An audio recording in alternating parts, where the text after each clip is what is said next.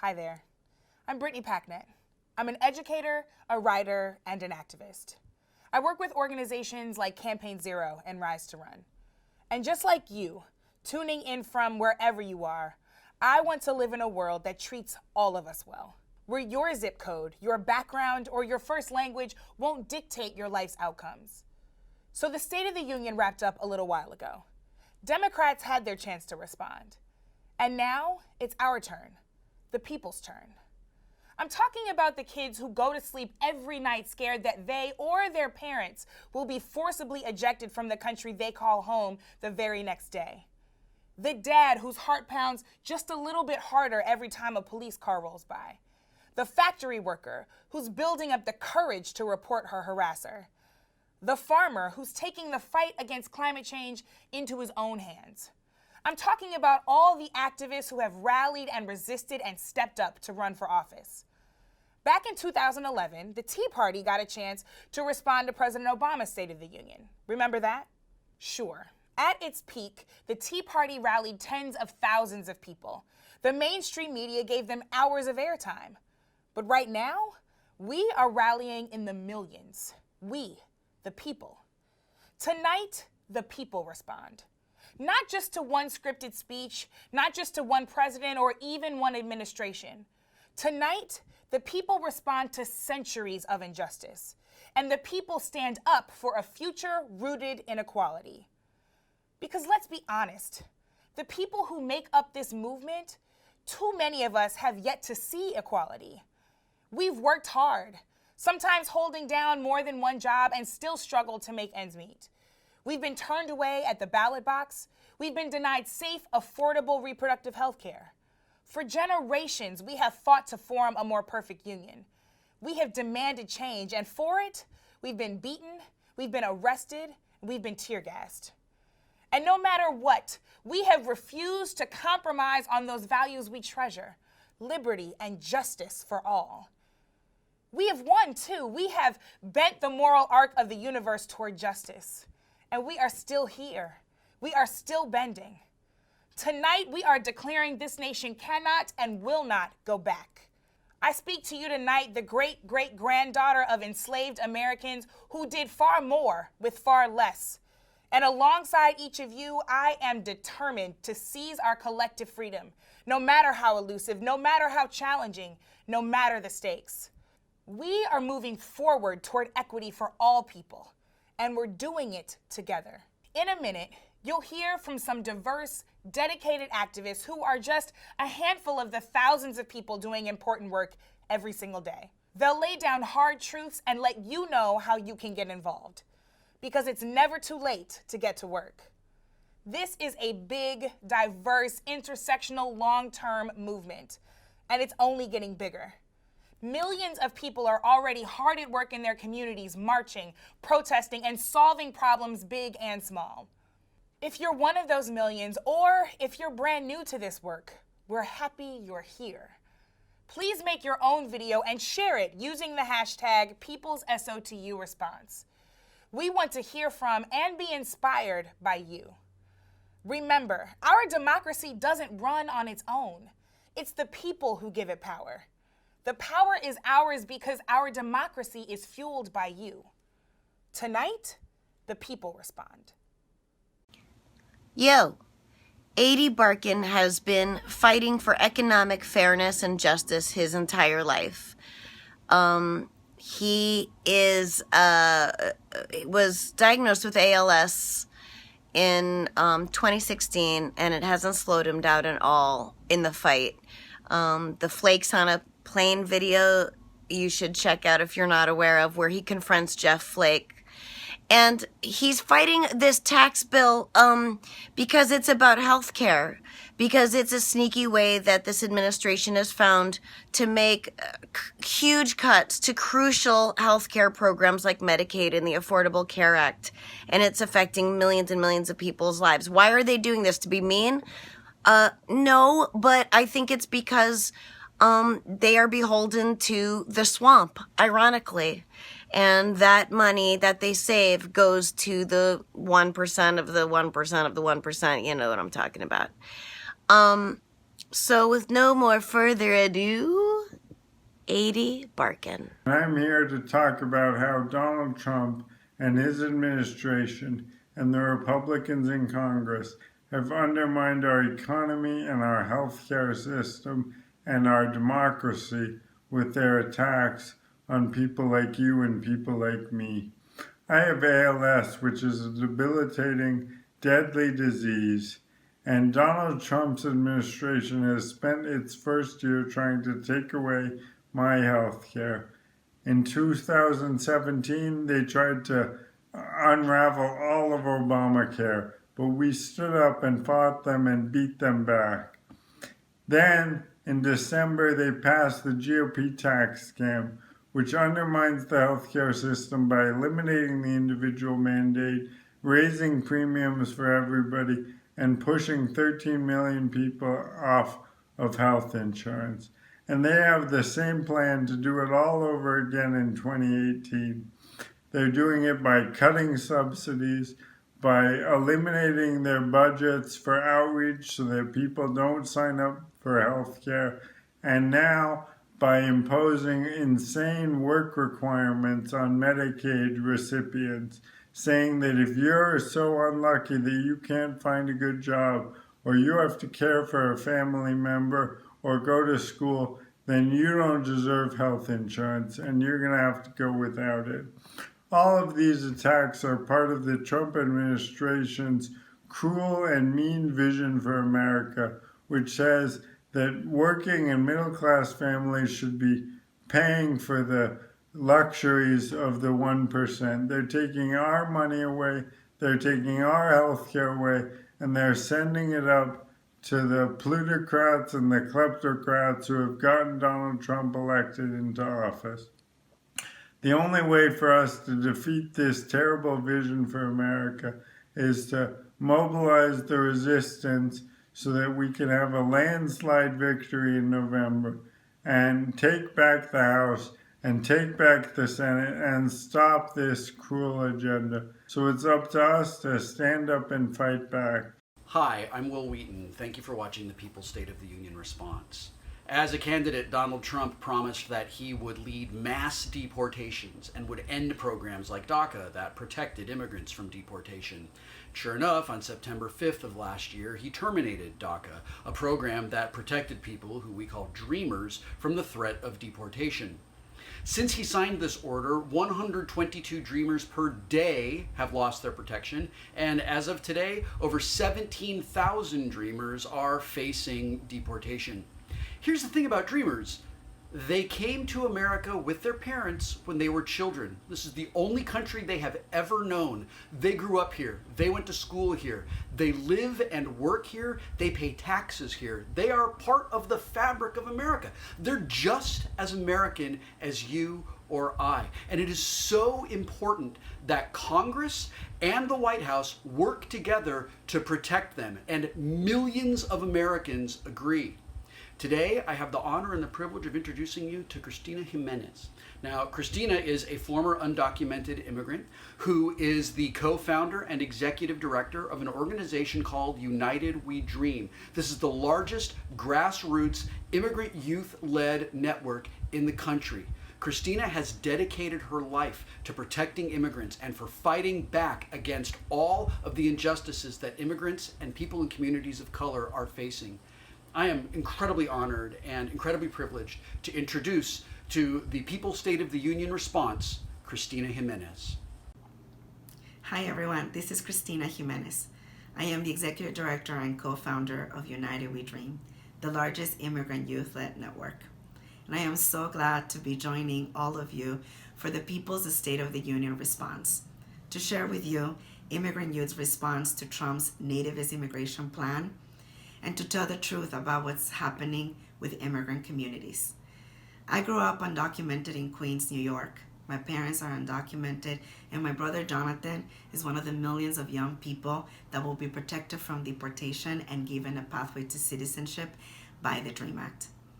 Jonathan is currently protected from deportation by the DACA program, and when Trump terminated the program in September, my brother's future was put in immediate jeopardy. Since then, over 17,000 young people have lost their protection from deportation, joining millions with no protection at all who are being targeted by Trump's deportation machine. Every day, this crisis grows deeper, with 850 more losing protection every week. People like Luis, who's sitting right now in a detention camp, who was beaten down and pepper sprayed all over his body by Trump's agents. Luis and my brother are part of the millions of young people that will benefit from the DREAM Act, a legislation that will protect them from deportation and create a pathway to citizenship. See, the DREAM Act protects young people without hurting our families and our communities. So it is for this reason that I say this. The immigration plan being sold by Trump at his State of the Union speech, it's nothing more than a white supremacist ransom note. Trump created this crisis, and now he's using this crisis to push a white supremacist plan that will go after our parents, Black immigrants, and to threaten the very idea that families should stay together. This is why we need you to join us and to push members of Congress to reject the plan that Trump is proposing and to pass the DREAM Act now. Me Too. Those two words helped create a movement that showed the astonishing extent of sexual harassment and assault in our society. But we must also work on changing our laws and policies, and Fatima Goss Graves is helping to lead this fight. Fatima Goss Graves is the president and CEO of the National Women's Law Center. Fatima has spent her career working to advance opportunities for women and girls. The National Women's Law Center houses the Time's Up Legal Defense Fund, a new initiative I am proud to support that provides legal assistance to those who have experienced sexual harassment or assault in their workplace. Women like Fatima are working to ensure that in the future, nobody will have to say, "Me too." And now, Fatima Goss Graves. I'm Fatima Goss Graves. I'm president and CEO at the National Women's Law Center. And when I think about the State of the Union from the people we hear from at the National Women's Law Center, I know that we are in the middle of a historic moment, a major cultural reckoning around harassment and violence in this country. We now have a framework to talk about it from the great Tarana Burke, who has given us Me Too to let survivors know that they are not alone and that there is solidarity in the serious collective. We now know that harassment and violence, it occurs with our youngest girls in K-12 schools, in colleges and universities, as people enter the workforce. It happens across industry, across job, the highest paid and the lowest paid. For the first time, people are talking about harassment and violence in a way where they actually are able to tell their stories and not be shamed and silenced into the shadows. And at the same time, we have a president that has bragged and joked about sexual violence. At the same time, we have a Secretary of Education who has taken steps to gut Title IX. And at the same time, we have immigration policies that have made it harder for survivors of sexual violence to come forward. So in this moment, I am excited that in our union, men and women are rising together. They are rising together to champion new policies that will make it better for survivors of sexual violence. They're rising together to challenge institutions to be together. They are joining with the National Women's Law Center when we just filed a lawsuit against the Department of Education for that terrible Title IX guidance. And lawyers around the country are joining the Time's Up Legal Defense Fund that the National Women's Law Center is so proud to house. That Time's Up Legal Defense Fund will be a space and a place for people to come who have experienced harassment and retaliation at work, and to be paired with people, attorneys and PR professionals who will have their back. So when I think about this moment and the time that we are in, I am excited that people are rising up together. We hope that you will join with us, that you will come to the National Women's Law Center's website and get more resources. You can reach us at nwlc.org and go to Me Too What Next to find out more, because now is a time for action and change, and we are so glad you are with us. Hi, everyone. I'm Patton Oswalt. 2017 is the second hottest year on record, and it's the hottest year ever without an El Nino. Climate change is real, and unfortunately, we saw its effects this past year, from the hurricanes in Puerto Rico and Houston to the wildfires and mudslides in California. Unfortunately, the Trump administration is enacting policies that will accelerate climate change's progress. Fortunately, we have people like Sasha Stashwick pushing back. Sasha Stashwick is a senior advocate at the National Resources Defense Council. The NRDC is there to protect the earth, its people, its plants and animals, and the natural systems on which all life, on which our lives depend. Hey, I'm Sasha. I'm a senior advocate for the Natural Resources Defense Council. This is the people's State of the Union response to the Trump administration's all-out assault on our health, our environment, and our future. Over the past year, President Trump and his administration have tried systematically to roll back safeguards that protect the air we breathe, the water we drink, and the food we eat. They've taken steps to suppress science and restrict nearly every national effort to combat climate change. And they have launched an assault on the public lands and waters that belong to all Americans. The pattern: prioritizing polluter profits and leaving the rest of us to pay. It'll be taxpayers who pick up the tab for polluted coastlines and rivers, nearby communities that bear the burden of toxic air and drinking water from oil and gas drilling. Our children, including my baby boy, who live with a climate in chaos. The attacks are relentless. Last June, Trump pulled out of the Paris Climate Accord, the treaty supported by nearly every country on Earth to address climate change. His EPA administrator, Scott Pruitt, is trying to scrap the Clean Power Plan, our single biggest national policy to cut carbon pollution. Trump also proposed expanding offshore drilling on nearly every coastline in the country. The list goes on. Here's why this matters. Climate change is not a future threat. It's now, and it's everywhere. We just wrapped up the 4 hottest years since we started keeping records. And our issues don't exist in isolation. Environmental issues are workers' rights issues. Toxic pesticides poison farm workers. They're children's issues. Lead-laden drinking water in Flint had devastating consequences for innocent kids in that community. And they're women's issues. Globally, women disproportionately bear the brunt of climate change. In 2018, we're bracing for more. Trump will continue to strip safeguards we rely on. He'll try to abuse so-called emergency powers to prop up dirty fossil fuels.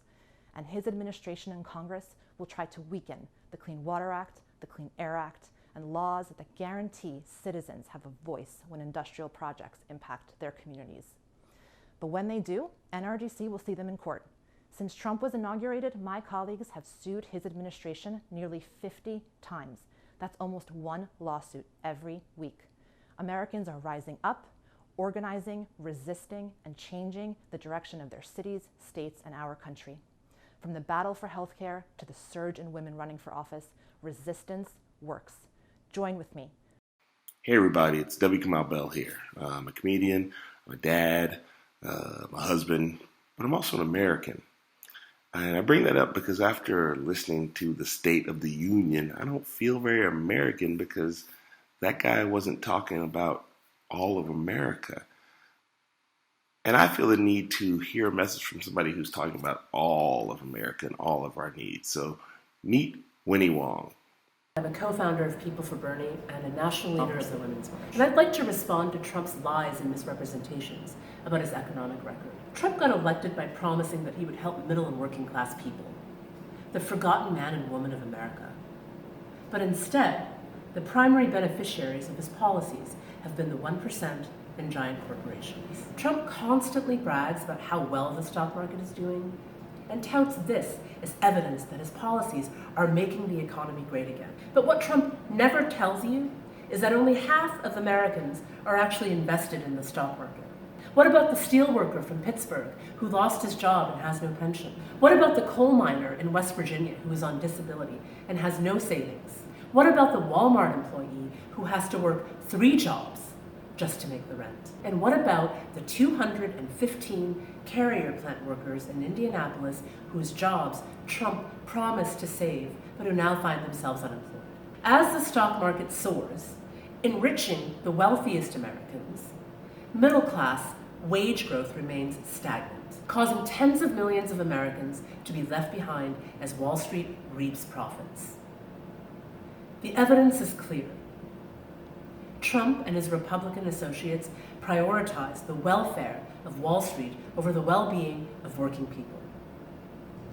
I'm Jason Kander. I'm the head of Let America Vote, and in that role, I've been fighting against this administration as they try and take away voting rights.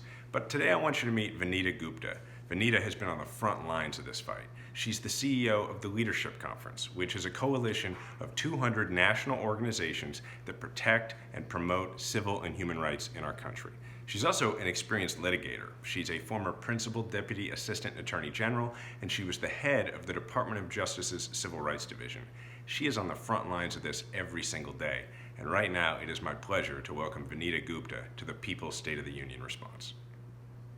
White supremacists marching in Charlottesville remind us that the history of the right to vote in America is rooted in white supremacy. While voting rights have expanded from white male property owners to all American citizens, the right to vote today remains under attack. From day one, the Trump administration embraced a voter suppression agenda threatening full enforcement of our voting laws. Last year, Jeff Sessions reversed a 5-year Justice Department legal position, challenging a controversial Texas voter ID law. The day before Trump's inauguration, the Justice Department considered the law to be racially discriminatory. 1 month later, the Sessions Justice Department took the exact opposite position. It's clear what's changed. The Justice Department also filed a Supreme Court brief arguing that Ohio should be able to purge voters from its rolls if they have not voted in recent elections. That also reversed a long-standing interpretation of federal law, which clearly says that more proof is required to remove voters from the rolls. The right to vote is enshrined in the Constitution. It isn't use or lose like cell phone minutes. There's more. To justify losing the popular vote, Trump alleged that 3 to 5 million people voted illegally in the 2016 election. He then created a bogus Pence-Kobach commission stocked with vote suppressors like Chris Kobach to lead his voter purge strategy. In this role, Kobach tried to bypass federal law and collect sensitive data on every voter. On the very same day that that commission was set up, the Justice Department asked 44 states about their voter rolls and specifically how often states remove potentially ineligible voters from the books. The civil rights community fought back and defeated the Pence-Kobach Commission. But Donald Trump and his allies are not done, so our fight isn't over. We need to fight state and federal efforts to narrow the right to vote. We must push for automatic voter registration, early voting, same-day registration laws, restoration of voting rights for the formerly incarcerated, and ultimately restoration of the Voting Rights Act. We need everyone engaged now to defend our right to vote. From intensifying the failed and oppressive war on drugs, to encouraging police misconduct, to targeting Latinx and Muslim immigrants, it's clear that this administration does not value Black and brown people. That's why it's critical that we support the work of activists like Sam Sinyangwe. Sam is an impressive policy analyst and data scientist who's dedicated to ending systemic racism. He co-founded Mapping Police Violence, an online database dedicated to providing tools and the necessary data to demand action to end police violence. He's also a member of Movement for Black Lives, co-founder of websites Campaign Zero and Our States, a platform with the tools to reject this administration and the GOP's agenda in every state. Sam is awesome. He speaks truth to power. And I'm excited to now welcome him to the people's response to the State of the Union. My name is Sam Sinyangwe, co-founder of Campaign Zero and Stay Woke. And today I'm going to give the people's response to Trump's State of the Union. In the past year since Trump has come into power, his administration has doubled down on the policies and practices that have fueled police violence and mass incarceration in Black and brown communities. His administration under Jeff Sessions, somebody who in the past has sympathized with the Klan, has refused to hold police departments accountable through collaborative reform agreements and consent decrees through the Justice Department, tools that the Obama administration used successfully to reduce police shootings by 30% in the first year alone. Instead, this administration has rescinded and reversed the Obama administration's programs. For example, allowing police departments, even school police departments, to receive grenade launchers and militarized aircraft and drones and tanks free of charge.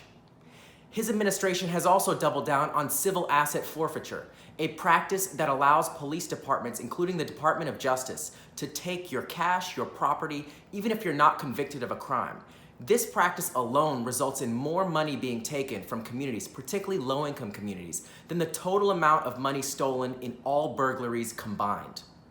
But it doesn't end there. This administration has also sought to provide comfort and encourage white supremacists, including white supremacist terrorists, who this past year alone in 2017 killed twice as many people as the year before. White supremacists see Donald Trump as their president, who embodies the policies, practices, agenda, and worldview that they support. We have to reject this perception, these white supremacist ideas, and this white supremacist policymaking at every turn. We have to engage in advocacy and resistance at every level of government, local, state, and federal, in order to protect our communities and to continue to make progress towards equity and justice for all. We can start to do this by going to ourstates.org, seeing what your state legislature is considering right now in terms of policy, and influencing those decisions to make sure that the right bills are being passed, things that protect communities, immigrant communities, black and brown communities, LGBTQ communities, from harm from this administration. Hi, I'm Piper Perabo. Thanks for joining us for the People's State of the Union response. On January 22, 1973, the Supreme Court made its landmark decision, Roe v. Wade, which established a woman's right to make her own decisions about her body.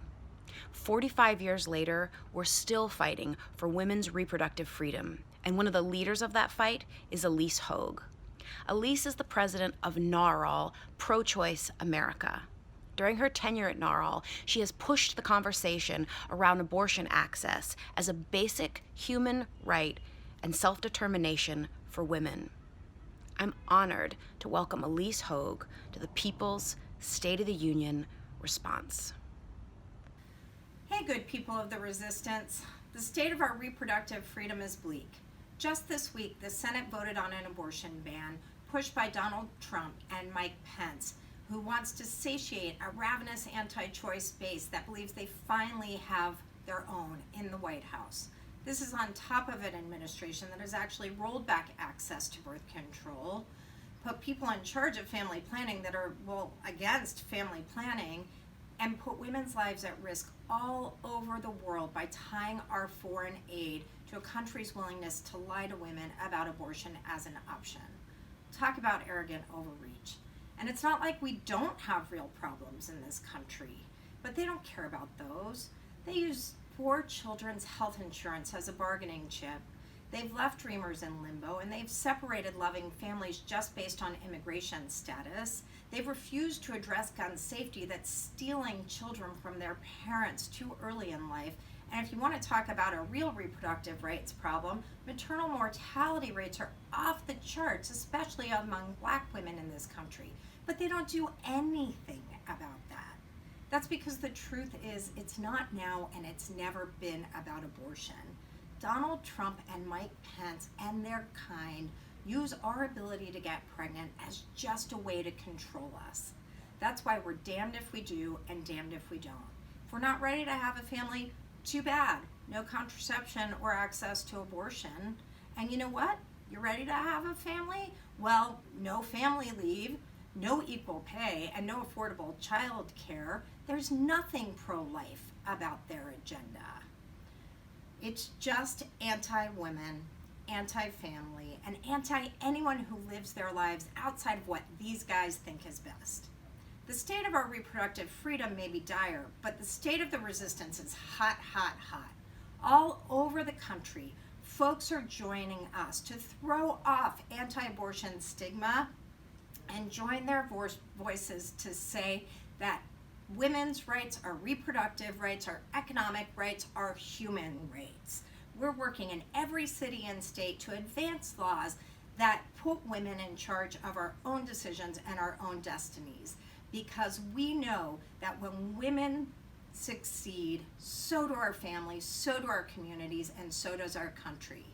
And those anti-choice politicians who disagree with us, we're coming for you in 2018. So join us, good people of the resistance. Be on the right side of history. Be with us. Hi everyone, I'm Javier Muñoz. Thank you for watching the People's State of the Union response. While President Trump has sometimes claimed he is supportive of LGBTQ people, his administration's actions certainly say otherwise. The Trump administration has enacted anti-LGBTQ after anti-LGBTQ policy threatening the health and well-being of many folks. Sarah Mcbride is one of the leaders fighting against these policies. Sarah is the National Press Secretary of the Human Rights Campaign. In 2012, she made national headlines when she came out as transgender while serving as student body president at American University. She became the first openly transgender person to address a major party political convention when she spoke at the 2016 Democratic National Convention in Philadelphia. I am so pleased to welcome Sarah Mcbride to the People's State of the Union response.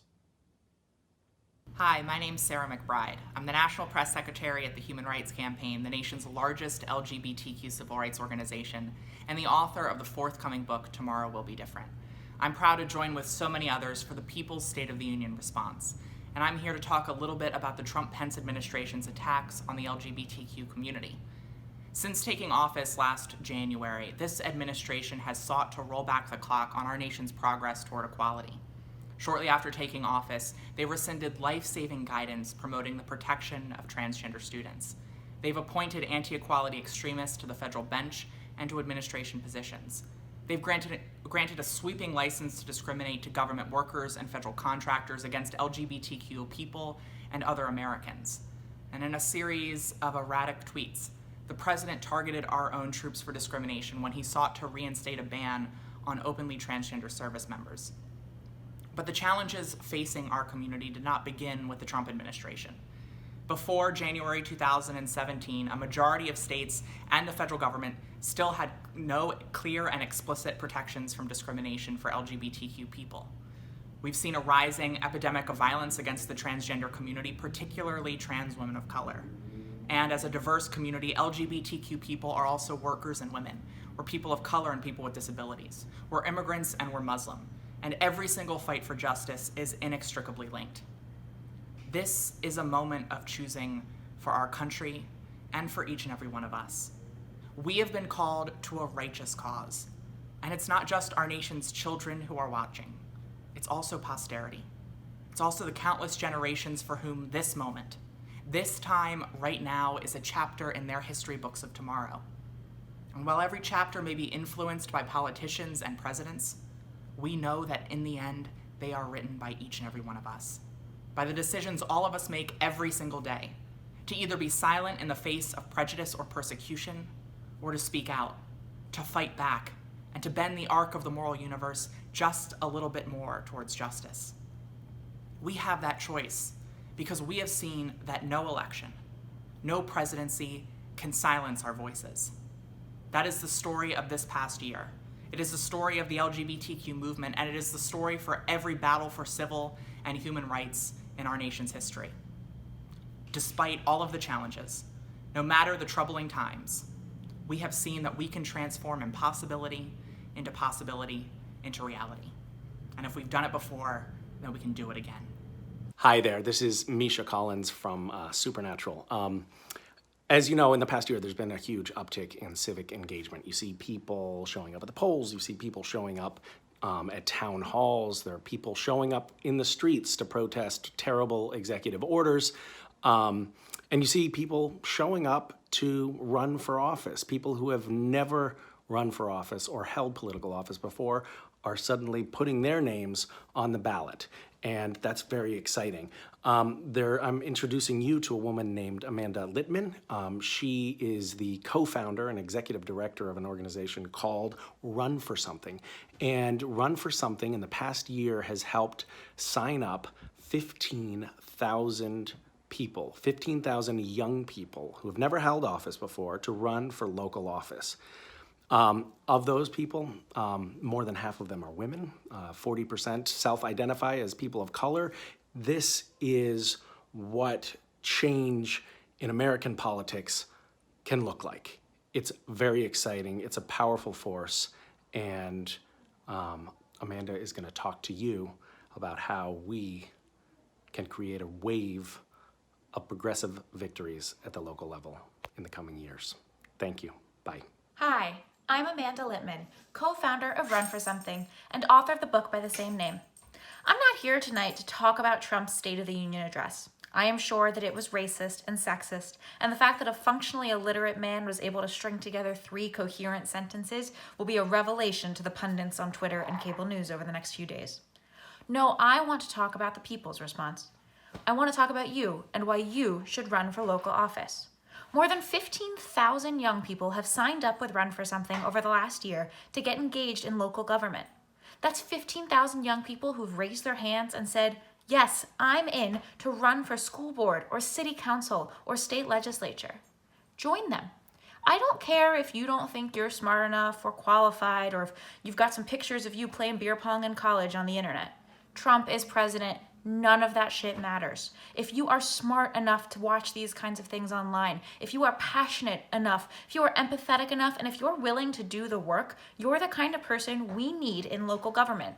Get started now. The filing deadlines in most states are not for the next month, 2 months, or 3 months' time. You still have a chance to get on the ballot for 2018. And 2018 is the time to run as a Democrat.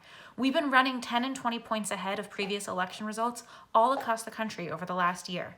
We've been winning in blue places and purple places, but also in states like Alabama and Oklahoma and Kansas. If you're waiting for the right time or you're waiting for someone to tap you on the shoulder, this is the time, and I'm tapping you on the shoulder.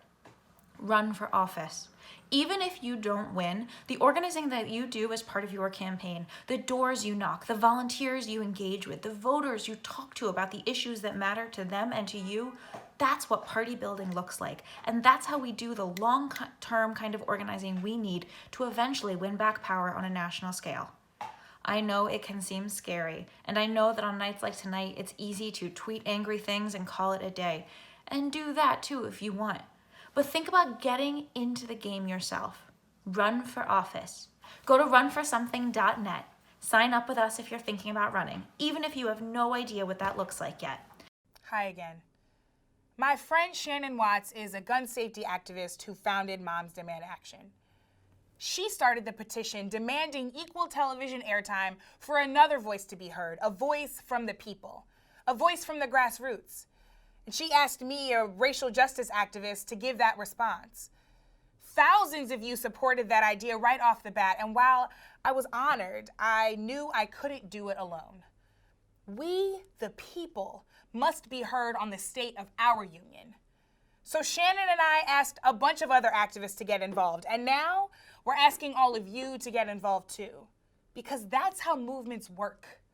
Movements are not simply empty frameworks of opposition. They are committed collectives for justice. Moments are temporary, but movements are generational. That's why this is bigger than one speech, one person, or one administration. We are not chasing a moment. We are building a movement. And for our movement to create strong, lasting change, it will take all of us.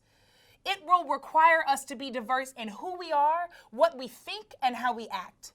It means we must make room for our many backgrounds and intersections, not asking someone to erase their identity in the name of uniformity, but rather valuing our unique contributions for the sake of victory. We must be united in this struggle for justice. Whether you've been working for justice for the past few hours, the past few years, or the past few decades, we are happy you're here. And we invite you to stay woke, stay courageous, and stay committed. All you have to do is show up. Show up at the next protest. Show up at your representatives' offices to support dreamers. Show up in the fight to restore voting rights for formerly incarcerated people.